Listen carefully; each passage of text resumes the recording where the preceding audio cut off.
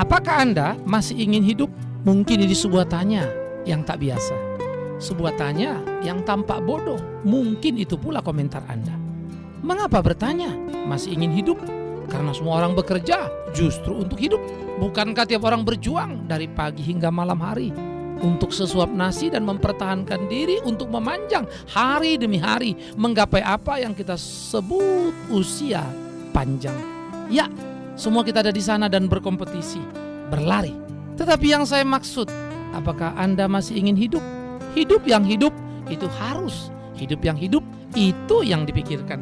Hidup yang hidup adalah hidup yang terus-menerus berkonfrontasi dengan ketidakbenaran. Hidup yang hidup adalah hidup yang terus mencipta karya yang bernuansa dan berisikan kebenaran. Hidup yang hidup adalah hidup yang berarti karena mengaktualisasi diri dalam kebenaran yang bisa menjadi model bagi banyak orang. Apakah Anda masih ingin hidup? Karena itu Anda harus berkonfrontasi dengan kesalahan. Apakah Anda masih ingin hidup? Maka Anda harus berkonfrontasi dengan kepalsuan. Apakah Anda masih ingin hidup? Maka Anda harus berkonfrontasi dengan kebiasaan-kebiasaan dan kemunafikan yang seringkali datang silih berganti dalam hidup ini. Pertanyaannya, mampukah Anda berkonfrontasi dengan semuanya? Dan tentu tak ketinggalan, maukah Anda melakukannya? Seringkali kita punya kemampuan, tapi kita tidak punya kemauan. Karena ketakutan jauh lebih besar menutupi seluruh kemampuan yang ada. Sehingga kita justru cenderung hanya menjadi penonton atau bahkan tragisnya menjadi pemain. Ya, kita bermain dengan kepalsuan.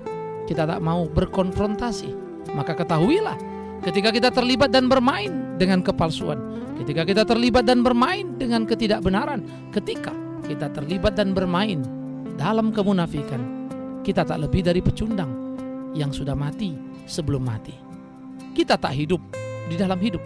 Camkan, pikirkanlah, bukankah semua orang beragama sama percaya bahwa Tuhan Sang Penguasa dalam waktunya akan mengadili kita semua?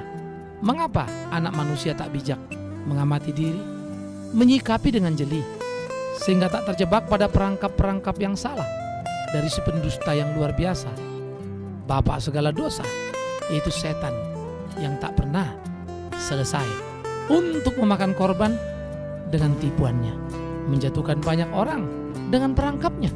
Semoga Anda sadar dan tak diperalatnya. Maka bangunkanlah semangat konfrontasi atas kepalsuan. Selamat berkonfrontasi. Semoga Anda menjadi pemenang. Bersama saya, Bigman Sirait.